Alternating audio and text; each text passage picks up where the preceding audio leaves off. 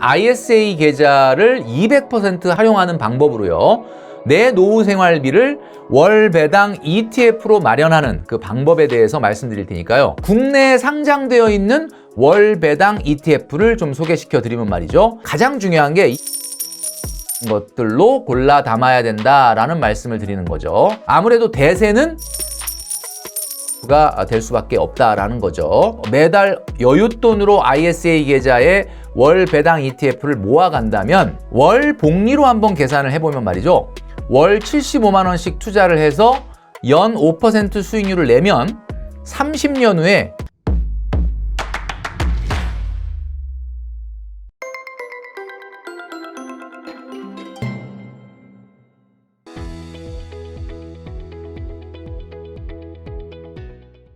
네, 혼줄 여러분 안녕하십니까? 돈으로 혼줄 내는 남자 누구겠습니까? 바로 돈줄남 김경필입니다. 오늘 이 시간에는 요즘 가장 핫한 ISA 계좌를 200% 활용하는 방법으로요. 내 노후 생활비를 월 배당 ETF로 마련하는 그 방법에 대해서 말씀드릴 테니까요. 영상 끝까지 시청해 주시면 좋겠습니다. 자, 영상 시작하기 전에 공지사항이 있습니다. 상반기가 이제 끝나가고 있는데 상반기의 마지막 오프라인 강의가 있습니다. 돈줄남의 6월 24일 7시 반에 CGV 명동역 시내 라이브러리에서 시작이 되는데요. 여러분들 많은 참여를 부탁드리고 지난번에도 뭐 정말 만석을 채워주셨는데 그 영상을 지금 보여드리고 있는데 상반기의 마지막 강의이기 때문에 여러분 많은 참여를 부탁드리도록 하겠습니다. 자, 제가 좀 전에 말씀드렸던 것처럼 ISA 계좌의 가입자가 500만 명을 넘어섰다라고 합니다. 돈줄남이 얼마 전에 ISA 계좌를 적극적으로 활용하자라는 영상을 올려드렸는데 굉장히 인기가 폭발적으로 늘어나고 있습니다. 무려 국민 10명 중에 1명이 만들었다라고 하는 것이 바로 이 ISA 계좌다라는 거죠. ISA 계좌를 잠깐 다시 한번 소개시켜드리면 ISA 계좌는 19세 이상의 국내 거주자면 누구나 가입을 할 수가 있습니다. 1년에 2천만 원씩 이렇게 납입해서 1억까지 납입을 할 수 있다라고 하는데 예를 들면 뭐 서민형이라든지 일반형이라든지에 따라서 다르긴 하겠지만 최대 400만 원까지 비과세 혜택이 있고 400만 원이 넘더라도 9.9%밖에 안 되는 저율과세로 과세를 한다라는 장점이 있다라고 말씀드렸는데 이것을 한꺼번에 1억까지 최대한 넣을 수 있다라고 하는데 자, 뭘 넣어야 할까요? 이 투자를 어떤 것을 담아야 할까요? 라고 하는 질문들이 또 댓글에 있었습니다. 근데 여기서 좀 우리가 기억해야 되는 것은 ISA가 유형이 있다라는 겁니다. 자, 이 유형에 따라서 조금 달라질 수가 있는데 자, 중개형이 있고 신탁형이 있고 일임형이 있습니다. 자, 그런데 일임형 같은 경우는 내가 투자 상품을 고르는 게 아니고 말 그대로 그냥 일임하는 거니까 그냥 네가 알아서 해줘 라고 모든 일을 맡기게 되다 보니까 개별 상품의 보수라든지 일임 수수료가 붙어서 수수료가 좀 센 편입니다. 자, 우리가 이제 저축을 하는데 저축과 투자를 하는데 이 수수료가 많으면 되겠습니까? 그러니까 이거는 안 되겠죠. 그래서 되도록이면 말이죠. 일임형 같은 경우는 일임 수수료가 또 많이 추가적으로 붙기 때문에 일임형보다는 우리가 귀찮아도 조금 다양한 상품들을 우리가 골라서 넣을 수 있도록 직접 담을 수 있도록 중개형 또는 신탁형으로 하는 것을 좀 추천드립니다. 자, 요 정도는 우리가 해야 되겠죠. 그냥 나 몰라라라고 하면 안 되니까. 자, 중개형과 신탁형으로 하기를 좀 추천드린다라는 말씀드립니다. 앞으로 이 통장 없으면 1억 모으기 하기 좀 힘들어진다라는 영상에 ISA를 소개시켜 드렸는데 거기 보면 ISA로 적금 들 수 있느냐, ISA로 주식 같은 것 또는 ETF 같은 걸로 저축할 수 있느냐라고 하는 댓글들이 많이 달려 있고요.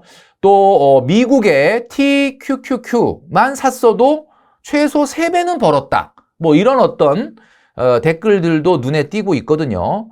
이 ISA 계좌라는 게 뭐 예금이나 적금 그리고 ETF나 주식 같은 것도 담을 수 있다라고 했기 때문에 이런 것들을 좀 효율적으로 어떻게 하는 게 좋을지에 대해서 지금 말씀을 좀 드리려고 하는 겁니다. 자, 그래서 최근같이 주가가 상당히 올라 있을 때는 개별 종목에만 투자하기는 상당히 조금 위험 부담이 있다라고 생각하시는 분들이 있고 그럼에도 불구하고 내가 투자를 안 할 수는 없기 때문에 투자 시장에 머물려면 가장 매력적인 것이 바로 고배당 ETF 그리고 월배당 ETF다라고 말씀드릴 수 있습니다. 그러니까 요즘 재테크의 트렌드는 바로 제가 말씀드렸던 것처럼 고배당, 월배당 ETF다라고 말씀드릴 수가 있는 거죠.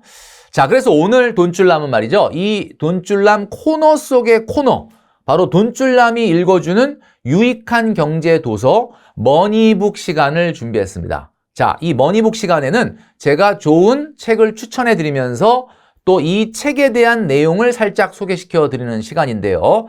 바로 요즘 많은 분들이 굉장히 관심을 갖고 있는 고배당, 월배당 ETF에 관련된 내용이고요. 요 내용을 조금 우리가 자세하게 볼 수 있는 제대로 소개한 책이 있어서 가지고 왔습니다. 자, 부티풀의 형제 채널인 달란트 투자의 주인장이신 이래학 리더님의 저서인데요. 바로 그 책은 배당주 투자 무작정 따라하기가 되겠습니다. 자, 이렇게 또 말씀드리니까 많은 분들이 아유 이거 책 광고 아니냐라고 얘기하시는데 책 광고가 아닙니다. 예, 내용을 소개시켜 드리려고 하는 거죠. 자, 생각보다 많은 월배당, 고배당 ETF가 재테크의 트렌드라고 하는데 생각보다 굉장히 국내 배당 ETF가 많다라는 거죠. 뭐 상품명을 뭐 일일이 제가 말씀드리긴 어려우나 뭐 아리랑 고배당주도 있고요. 코덱스 배당 가치도 있고요. 뭐 타이거 부동산 인프라 고배당도 있고요. 뭐 이거는 제가 한번 과거 영상을 통해서도 ETF를 살짝 소개시켜 드린 바 있는데 가장 중요한 게 이 옆에 보시면 거래 대금이라는 게 나옵니다.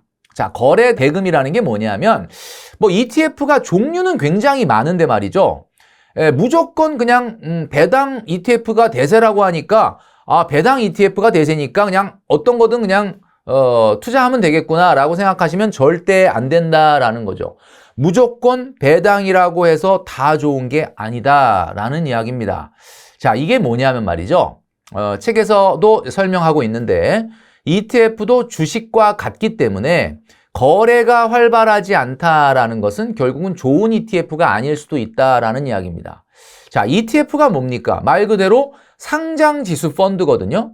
그 한마디로 말해서 시장에 있는 어떻게 보면 그 기초 자산의 자산을 모두 매입을 하는 거예요. 그러다 보니까 거래가 활발하지 않다라고 한다면은 아무래도 상승 여력이 높지 않을 가능성이 많다. 그래서 최소한 책에서 추천하고 있는 내용은 ETF의 일평균 거래 대금이 5억 원 이상인 경우를 위주로 봐야 된다라는 이야기입니다. 자, 반드시 기억해야 되는 것은 일평균 거래 대금이 5억 원 이상 되는 것들로 골라 담아야 된다라는 말씀을 드리는 거죠. 자, 대표적인 배당 ETF의 핵심 정보를 말씀을 드리면 자, ETF는 다 기초자산이라는 게 있습니다. 그 기초자산의 자산 가격을 추종하는 것이 바로 ETF 펀드이기 때문에 자, 아리랑 고배당주고 그 다음에 코덱스, 타이거 아까 제가 말씀드렸던 것들이 있는데 자, 중요한 거는 이러한 종목들이 제가 좀 전에 말씀드렸던 것처럼 어떠한 기초자산을 추종하고 있는지 상위 5개 종목의 비중이 어떤지 뭐 이런 것들도 확인해야 되지만 말씀드렸던 것처럼 일일 평균의 거래량이 최소한 5억 원 정도 이상 되는 것들을 골라라 라고 말씀드렸죠. 자, 그런데 우리가 배당하면은 이 국내보다는 아무래도 미국을 선호할 수밖에 없습니다. 배당이라고 하는 것의 원조가 미국일 수밖에 없거든요. 주주환원의 원조는 역시 미국이다. 국내 주식도 최근에는 배당을 많이 늘리고는 있으나 자본시장의 역사로 보나 배당의 역사로 봤을 때 미국 같은 경우는 이 배당의 역사가 굉장히 깁니다. 그리고 우리나라처럼 연배당이나 분기배당보다는 월배당을 하는 문화가 있기 때문에 한국과는 굉장히 다른 배당 스타일. 그러니까 마치 주식을 사놓고도 내가 월세를 받는 것 같은 느낌? 이런 느낌이 드는 게 이제 아무래도 미국 배당 주식이거든요. 그러다 보니까 그 국내보다는 무조건 미국 배당주가 좋다라고 하는 것이 굉장히 고정관념화되어 있습니다. 여러분 아시겠지만 월 배당 ETF라는 게 뭐냐라고 하면 우선 우리가 배당이 뭔지를 이해를 해야 되는데 많은 분들이 알고 계시겠지만 주식을 가지고 있는 사람을 우리가 주주라고 이야기합니다. 기업의 이익을 주주 환원의 정책에 따라서 그 주식을 갖고 있는 소유 지분에 따라서 그 기업의 이윤을 배당하는 것을 말합니다. 그래서 뭐 보통 국내 주식 같은 경우는 뭐 1년에 한 번 배당하는 것들이 일반적이긴 하는데 원래 미국 같은 경우는 월 배당을 하는 주식들이 굉장히 많죠. 자, 그래서 월 배당 ETF의 종류 같은 경우에는 배당을 주기 위해선 배당주의 주가가 오르거나 배당을 줄 수 있는 재원이 마련되어야 하는데 주식, 채권, 시장 지수 등 구성 종목에서 나오는 배당, 이자 등의 수익을 매달 분배금의 형태로 지급하는 것을 말합니다. 자, 이러한 경우에 배당을 줄 현금이 나오는 출처에 따라서 종류가 매우 다양해지는데 이런 월 배당을 주로 하는 배당주들을 기초 자산으로 하는 ETF가 바로 월 배당 ETF다라고 보시면 될 것 같습니다. 이 월 배당 ETF 같은 경우는 내가 특정 종목을 사는 게 아니기 때문에 작은 돈으로도 굉장히 여러 기업들의 배당주에 투자할 수 있다라는 장점을 갖고 있거든요. 자, 그래서 지금 재테크의 대세인 이 월 배당 ETF의 종류들을 한번 여러분들이 살펴보실 필요가 있는데 아무래도 대세는 미국 월배당 ETF가 될 수밖에 없다라는 거죠. 자, 대표적으로 한번 이런 것들을 보여드릴 수 있는데 SPDR 다우존스 인더스트리얼 에버리지 ETF 굉장히 이름이 기네요. 그다음 인베스코 S&P 500 로우 볼라틸리티 ETF 뭐 이런 것들이 있고 위즈덤 트리 디비던드 그로스 펀드 뭐 이런 것들이 있는데 볼라틸리티라고 여기 나와 있는 거는 뭐 우리가 이제 경제학에서 볼라틸리티를 우리가 리스크라고 얘기하거든요. 우리는 흔히 이제 리스크라고 얘기하는데 재무에서는 이제 볼라틸리티를 변동성이다 이렇게 얘기를 합니다. 그러니까 로우 볼라틸리티라는 거는 매우 변동성이 적은 ETF다 뭐 이렇게 이제 새겨져 있는 내용인데요. 이런 미국의 월 배당 ETF뿐만 아니라 주요한 배당 성장 ETF들도 있습니다. 지금 보면은 뭐 여러분들 이름을 보시면 좀 익숙한 것이 뱅가드 디비던드 어프리시에이션 ETF. 뱅가드는 뭐 여러분 아시겠지만 인덱스 펀드로 유명하죠. 자, 그리고 최근에 티거가 SCHD, 일명 뭐 슈드라고 많이 얘기하죠. 슈업 US 디비던드 에쿼티 ETF가 굉장히 인기가 있는데 이것은 뭐 월 배당은 아니고 분기 배당으로 알려져 있는 펀드입니다. 자, 근데 굉장히 최근에는 많은 분들이 관심을 갖고 있기 때문에 지금 말씀드렸던 것처럼 이런 굉장히 인기 있는 배당 성장 ETF들이 지금 존재하고 있다라는 이야기죠. 자, 그런데 우리가 중요한 것은 미국 이 배당주 같은 경우에는 세금과 환율에 좀 주의해야 될 필요도 있고 뭐 왠지 조금 아무래도 이제 미국이다 보니까 좀 낯설다라고 하는 생각을 갖고 계신 분들도 많습니다. 그리고 또 미국 상장 ETF 같은 경우는 22%의 양도소득세가 부과가 되니까 뭐 굉장히 핫하고 좋기는 한데 좀 세금적으로도 좀 부담이 되지 않느냐라고 생각하시는 분들이 굉장히 많다라는 거죠. 그리고 결정적으로 말이죠. ISA 계좌에서는 미국 ETF에는 직접적으로 투자가 좀 불가능하다라는 단점이 있습니다. 자, 그러면 월 배당 ETF로 노후 준비를 지금 말씀드렸던 방법으로 못하게 되는 거 아니냐? 라고 이렇게 생각하실 수가 있다라는 거죠. 자, 그런데 그렇지 않다라는 이야기입니다. 바로 미국 배당 지수를 쫓아가는 국내 상장 월 배당 ETF가 존재합니다. 그러니까 국내에 상장되어 있는 바로 미국 배당 지수를 쫓아가는 ETF가 있다라는 이야기죠. 이렇게 되면은 이것은 ISA에 담을 수 있다라는 이야기입니다. 자, 국내에 상장되어 있는 월 배당 ETF를 좀 소개시켜 드리면 말이죠. 타이거 미국 배당 다우존스가 있고요. 또 에이스 미국 30년 국채 액티브 펀드가 있고요. 타이거 미국 배당 플러스 7% 프리미엄 다우존스가 있고요. 그 다음에 솔 미국 배당 다우존스 같은 월 배당 ETF가 존재한다라는 거죠. 자, 그러니까 미국의 배당 지수를 쫓아 추종하는 ETF지만 국내에 이렇게 상장되어 있는 것들이 있습니다. 국내 상장된 월 배당 ETF의 종류가 말이죠. 무려 58종에 이르고요. 순자산 총액이 5월 2일, 그러니까 2024년도 5월 초 기준으로 7조 2296억 원에 달한다라고 합니다. 자, 그러니까 이게 변방이 아니라 정말 ETF 시장에서는 정말 대세의 중심 역할을 하고 있다라는 이야기입니다. 자, 이걸 어떻게 우리가 확인할 수 있느냐? 여러분도 지금 제가 보여드렸고 예시를 드렸던 것뿐만 아니라 여러분 스스로가 찾아낼 수가 있습니다. 한국거래소 KRX에서 운영하는 사이트에 들어가 보시면 국내 모든 ETF를 여러분들이 키워드로 손쉽게 검색을 할 수가 있다라는 이야기입니다. 자, 그러면 많은 분들이 그러면 굳이 뭐 ISA 계좌의 국내 상장 미국 배당주 ETF 말고 그냥 뭐 일반 계좌에서 내가 하겠다라고 생각하시는 분이 있을 수가 있기 때문에 말씀드리는데요. ISA 계좌에서 하는 것이 일반 계좌에서 하는 거에 비해서 어떤 점이 유리하냐? 만약에 1억을 투자했는데 수익률이 연 5% 정도라고 가정을 했을 때 말이죠. 수익이 나는 것 자체를 이제 과세 이연을 하게 됩니다. 그러니까 과세 이연하게 되는 부분까지 다 감안해 봤을 때는 무려 3천만 원 정도의 차이가 난다라는 이야기입니다.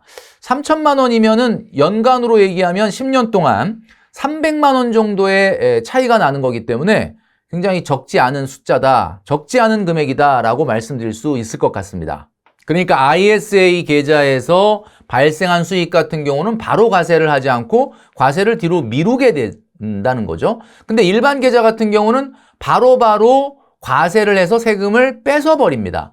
그런데 ISA 계좌에서는 그 부분만큼을 과세 이연한 만큼 그 남는 금액을 다시 재투자를 할 수가 있기 때문에 이것을 복리 개념으로 생각을 한다 그러면 수익률을 10년 동안 계산했을 때 5%로 가정하면 무려 3천만 원이라고 하는 엄청난 차이가 발생을 하게 되는 거죠. 그래서 바로 ISA 계좌에서 운용하는 것이 굉장히 중요하다라는 점을 말씀을 드리는 겁니다.